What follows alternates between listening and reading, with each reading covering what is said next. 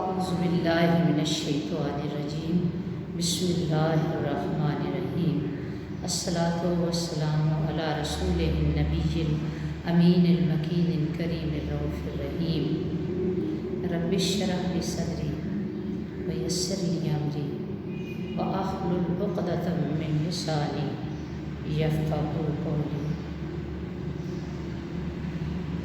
اللہ رب العزت کے شکر گزار ہیں کہ جس نے آج پھر دوبارہ ہمیں زندگی کی یہ حسین اور روشن صبح عطا فرمائی اور ہمیں ایمان کی دولت سے سرفراز کرتے ہوئے نیند سے بیداری عطا فرمائی۔ اللہ رب العزت ہم سب کا یہ شکریہ اپنی بارگاہ کرم میں قبول فرمائے۔ معزز ناظرین و ناظرات، السلام علیکم ورحمۃ اللہ وبرکاتہ۔ سورۃ الکوثر ایسی سورہ جو اختصار میں اپنی مثال آپ ہے اور فضائل میں بھی اپنی مثال آپ ہے۔ سورہ کوثر 30ویں پارے کی بلکہ پورے قرآن کی مختصر ترین سورہ ہے جو صرف 3 آیات پر مشتمل ہے۔ آئیے دیکھتے ہیں کہ اس سورہ کے پڑھنے والے کو کیا فیض و برکات ملتے ہیں، اس سورہ کا شان نزول کیا ہے اور اس سورہ کی ان 3 آیات میں کون سے علوم و معرفت کے سمندر چھپے ہیں۔ اس سورہ کے اندر، اس سورہ مبارکہ میں کون سی اللہ تعالیٰ کے انعامات و اکرام کا ذکر ہے اور یہ سورہ اتنی مختصر ہونے کے باوجود اتنی جامع کیسے ہے۔ معزز ناظرین و ناظرات، سورۃ الکوثر کی 3 آیات ہیں۔ بسم اللہ الرحمن الرحیم، انا اعطیناک الکوثر۔ اے حبیب، ہم نے آپ کو کوثر عطا فرمائی۔ فصلی لربک وانحر، بس آپ اپنے رب کی نماز پڑھیں اور قربانی کریں۔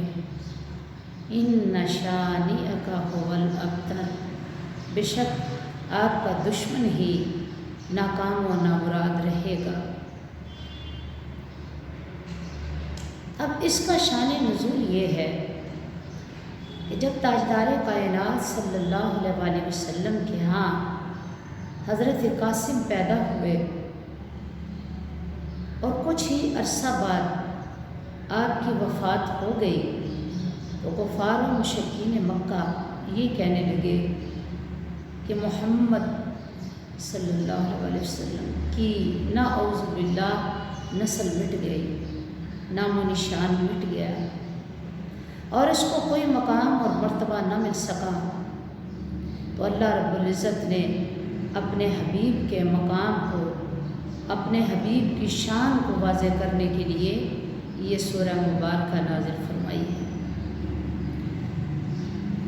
پہلی آیت میں اللہ تعالیٰ فرماتے ہیں انا اعطیناک الکوثر، اے حبیب ہم نے آپ کو کوثر عطا فرمائی۔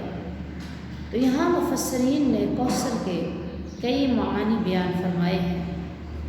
پہلے معنی کے اعتبار سے کوثر سے مراد حوض کوثر ہے جس کا مالک صرف آقا دو جہاں صلی اللہ علیہ وسلم اور آپ کی اولاد پاک کو بنایا گیا ہے۔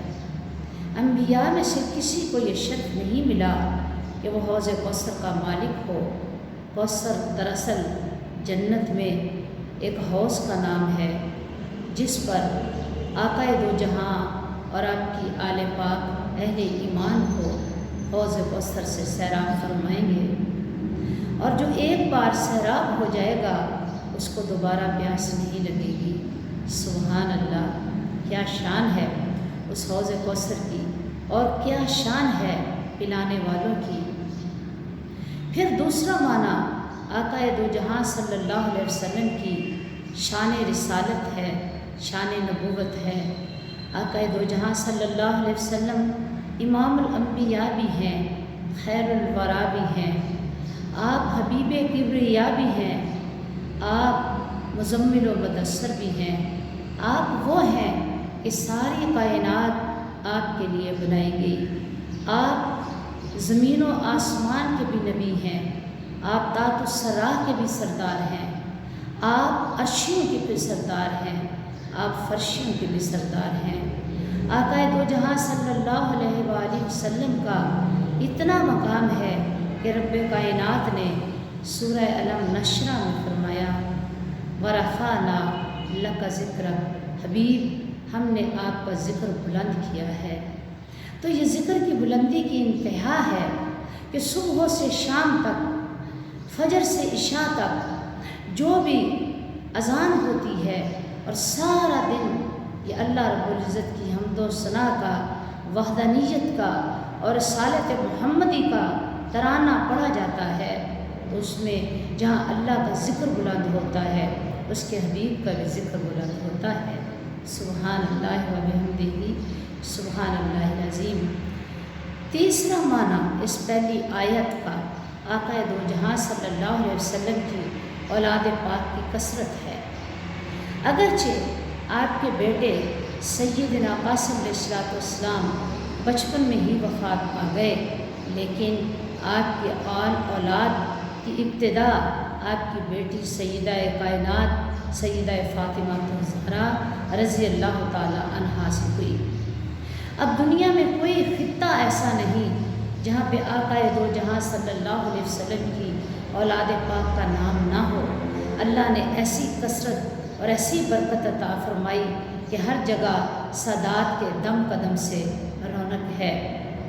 اور دوسری طرف دیکھیے تو کوئی بھی ابو جہل کا، ابو لہب کا، عتبہ کا، شیبہ کا نام لینا نہ تو گوارا کرتا ہے اور نہ ہی ان کا نام باقی رہا۔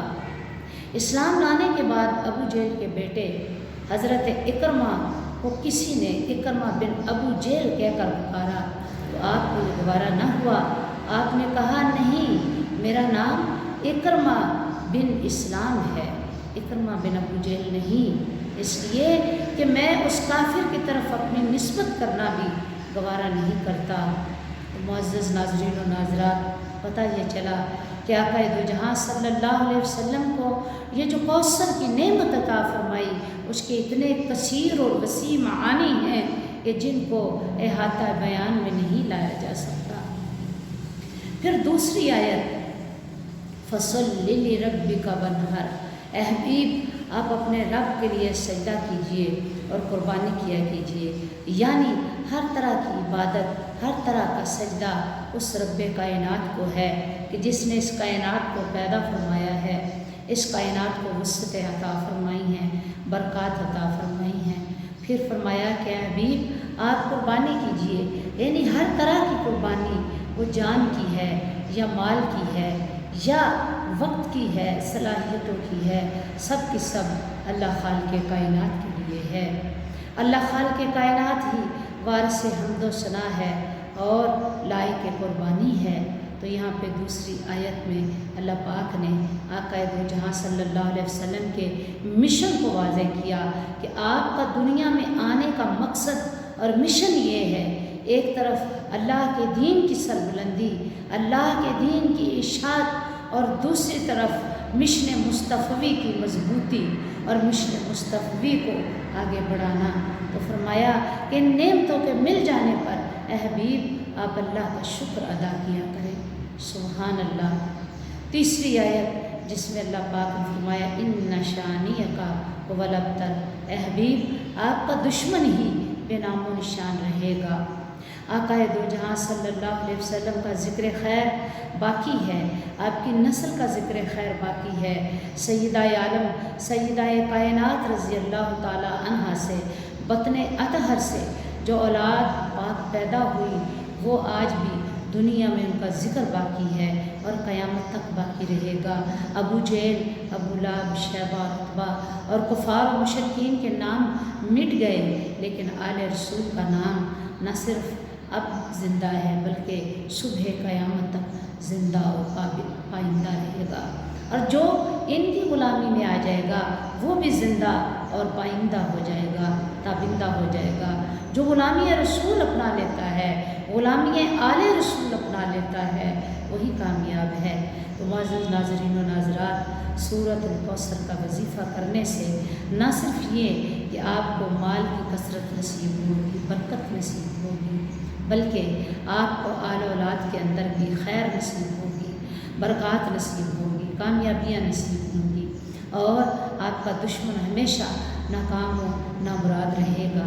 سورہ کوثر کو وظیفے میں لانے سے انشاءاللہ ہر طرح کی دلی مراد پوری ہوتی ہے، اللہ خالق کائنات کی رضا شامل حال ہو جاتی ہے، اور بندہ مومن صحیح معنوں میں اللہ رب العزت کی رحمتوں کا حقدار ٹھہرتا ہے۔ معزز ناظرین و ناظرات، اس وظیفے کو آپ نماز فجر کے بعد بھی پڑھ سکتے ہیں، نماز مغرب کے بعد بھی پڑھ سکتے ہیں، نماز عشاء کے بعد بھی پڑھ سکتے ہیں۔